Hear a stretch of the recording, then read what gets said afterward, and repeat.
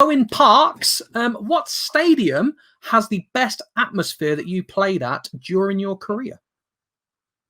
That's a good question. I've played obviously in a lot of stadiums, and I used to like the old White Hart Lane. That used to be fantastic atmosphere. Great games against Spurs in our day. There used to be plenty of goals. Going back to the old Allen Road, Leeds as well. That was a ground where you can get a great atmosphere. Actually, mostly hatred, to be honest with you, but it was a good atmosphere. And those games, even Main Road, the old Main Road, the atmosphere because of the game, the derby, you could hear the crowd, and the electricity about the place. Those few grounds that I've mentioned was always Anfield as well was another one with a Cop and the United fans and getting together. Those grounds were fantastic to play in. They're big rivalries, though. You've got Liverpool, City, and Leeds. They're big Man United rivalries. Does that give you an extra push when you're playing? Like, does that help you? Massive. I mean, well, it does help you, but if you go back to the 70s in our time, we would do well against Liverpool in the Cups, but we just weren't consistent enough in the league to sort of push them all away. And that was a bit of a disappointment, really, because in the cup ties, semi-finals, we beat them.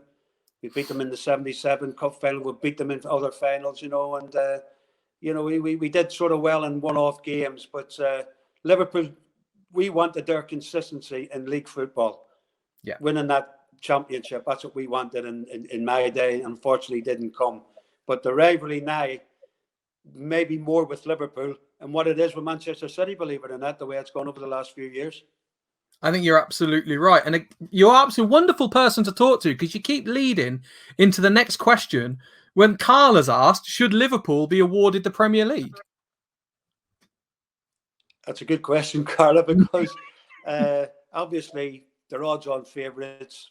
2 games to go. They're going to do it. They're going to win it. It's took them 30 years to do it, but they're going to do it.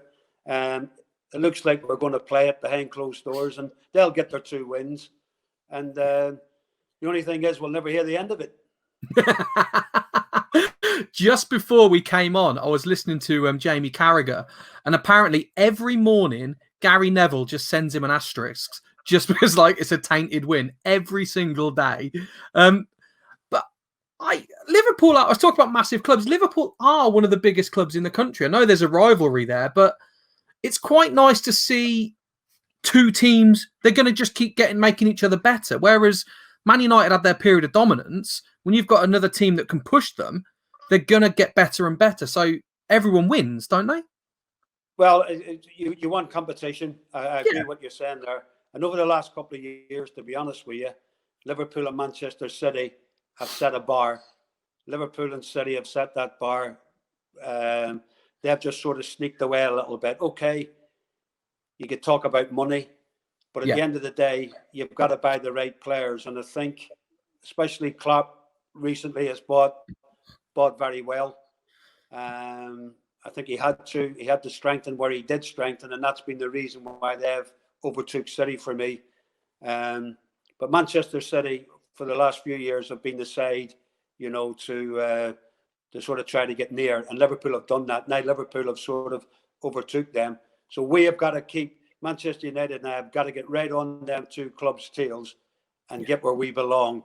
And if we have to spend the money, we're going to have to do it.